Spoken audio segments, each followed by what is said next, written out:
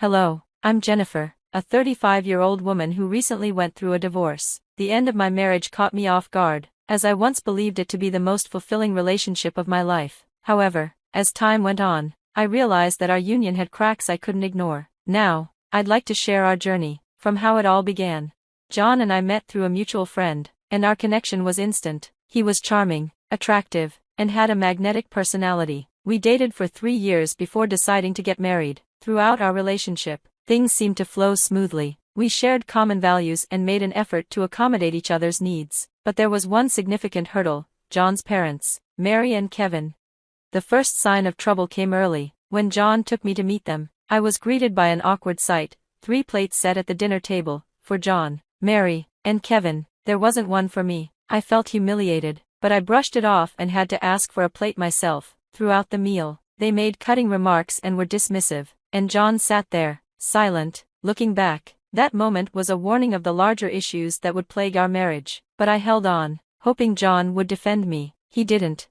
After that uncomfortable evening, I waited for John to bring it up, to apologize, or at least acknowledge how wrong it all felt. But he didn't. Frustrated, I finally confronted him about it. I told him how disrespected I felt, and his reaction was shockingly indifferent. He brushed it off, saying he was tired and wanted to sleep. When I pushed further, expressing how hurt I was that he hadn't stood up for me, John defended himself, saying he couldn't possibly disrespect his parents in their own home. I felt a surge of anger. Disrespect them? I asked. You couldn't even ask them to be decent to me? A heads up would have been nice. My parents are different, he said, and speaking up would have been disrespectful. And you're still defending them? Do you even care how I felt in that moment? Can we talk about this later? I'm going to bed. Good night. I stood there, feeling a sharp sting of betrayal. It was clear he felt no remorse. I hoped maybe he was embarrassed and didn't know how to deal with it. But deep down, I knew something was wrong. The next morning, John acted like nothing had happened. I was still angry, so I didn't speak to him for a week, waiting for him to apologize. That apology never came. I realized this wasn't a battle worth losing my marriage over. So, I buried my feelings, pushed aside the hurt, and resumed speaking to him. But things had changed. Without discussing it, we never went to Mary and Kevin's house again, and I avoided them as much as I could. The next time I saw them was at our wedding. I kept my distance, but eventually, they approached us to congratulate us. It wasn't long before they began discussing our honeymoon plans. When we mentioned Hawaii, they offered to pay for a trip to Paris instead, on the condition that they come with us. As tempting as it sounded, I wanted time alone with John, not a family trip. Feeling overwhelmed, I excused myself and headed to the bathroom, uneasy with the whole situation. Isn't a honeymoon supposed to be about creating special moments together? While Hawaii wasn't Paris, it was still a beautiful place I had always dreamed of visiting. What bothered me wasn't the destination, but the fact that John made the decision without even consulting me. I tried to shake off my disappointment and enjoy the reception, but the mood had already soured. I endured the rest of the evening and the quiet ride home in silence, too drained to even begin explaining how I felt. The unease lingered the next morning, and I decided to talk to John about it. I shared my concerns about the honeymoon, explaining that it wasn't about rejecting Paris, but about the fact that we hadn't made the decision together. I told him how important it was for us to plan something special just for us, but John brushed it off, emphasizing how generous his parents were in offering the trip and how Paris was an incredible opportunity. Frustrated, I tried again to explain that it wasn't about the destination, it was about the lack of communication between us. Despite my concerns, John dismissed them, insisting that I was overthinking it and ruining a wonderful chance. Feeling hurt and unsupported, I reluctantly agreed to go along with his parents' plan, though I buried my reservations.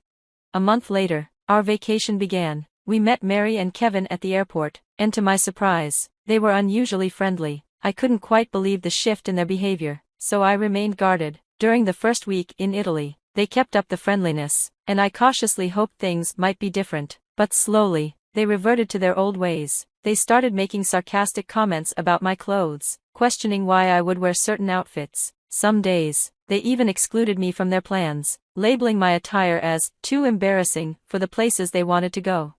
As the weeks dragged on, I felt more and more isolated. With 3 more weeks of this trip ahead, I did my best to adapt, dressing more modestly and even earning compliments from locals, but nothing seemed to satisfy them. Mary and Kevin began taking John along on outings without telling me, leaving me alone at the hotel. Then came the passive-aggressive comments about my weight and eating habits. If I ordered anything other than a salad, Mary would make pointed remarks about it, all while indulging in heavier meals herself. Through it all, John sat quietly, sometimes even stifling laughter. I found myself counting down the days until we could return home.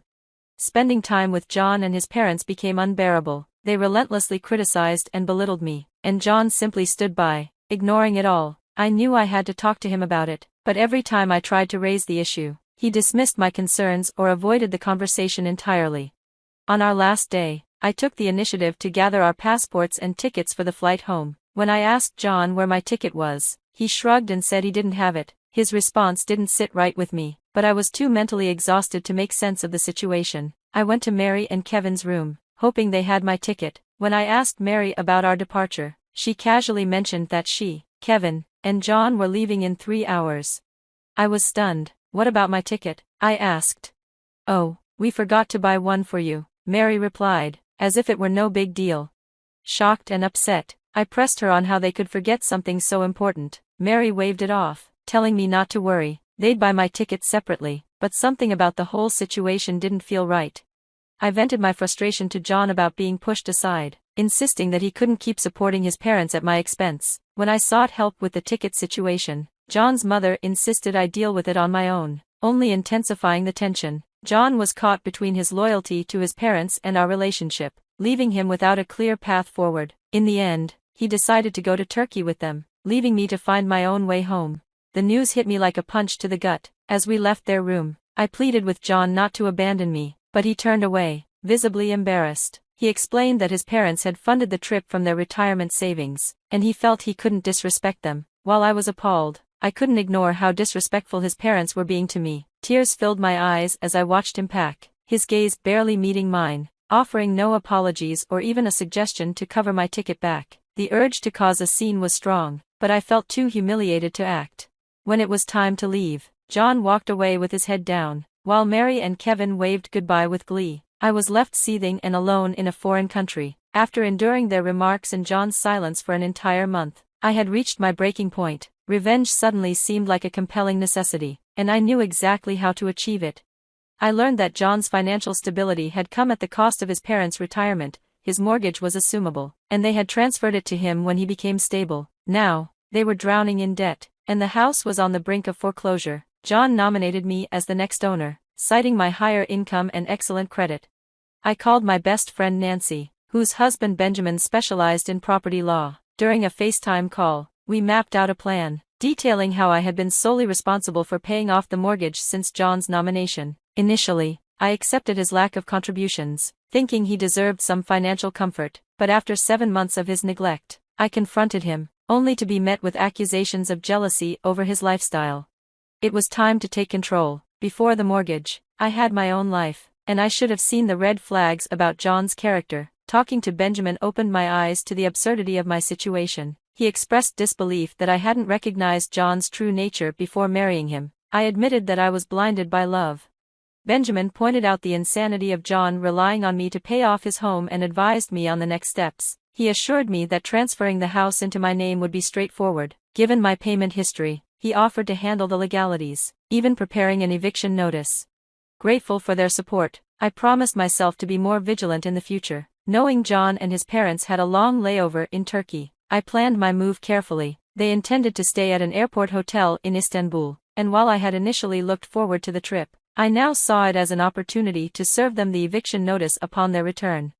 I booked a flight home, lucky to find one departing in just a couple of hours. The journey was a blur of tears as I grappled with the reality of my life. Despite my love for John, he hadn't bothered to check on me. The thought of evicting them brought me a fleeting sense of satisfaction. I imagined their predicament, 3 adults crammed into our small apartment, which was about to lose its lease. But any sympathy quickly faded as I remembered how they had abandoned me without a thought for my return. If they could treat me that way, I had no regrets about taking decisive action.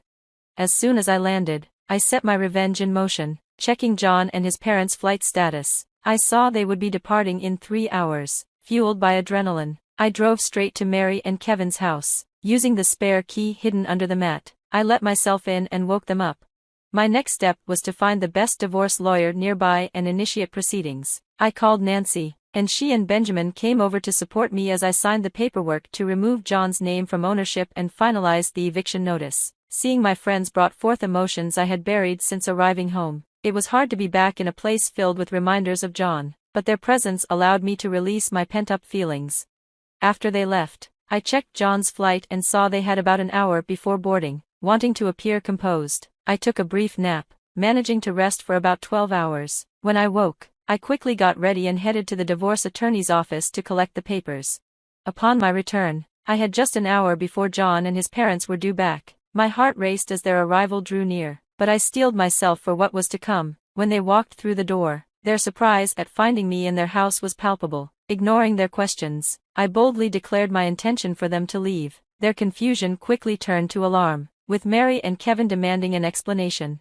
I calmly informed them that I wanted them out because the house was now mine, explaining that I had been paying the mortgage for the past year. John, clearly caught off guard, attempted to deflect blame, claiming they believed he was handling the payments. I countered his excuses, revealing that he had nominated me as the owner and exposing his deceit. The shock on their faces confirmed that my plan had worked, and I felt a surge of empowerment as I stood firm in reclaiming what was rightfully mine.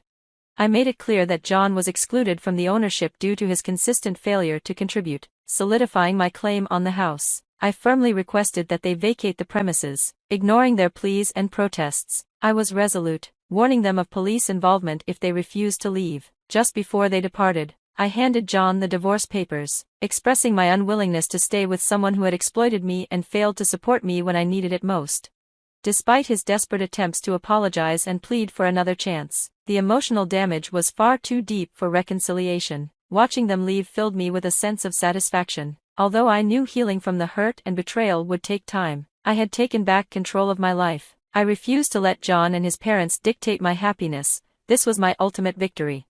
In the following months, John tried to contest the divorce but quickly backed down upon realizing the financial strain it would impose. The last I heard, they had sought refuge with relatives while trying to find a place they could afford. Mary and Kevin returned to work to support themselves. While it was disheartening to see them struggle, it served as a lesson for them about meddling with someone who had once offered a helping hand.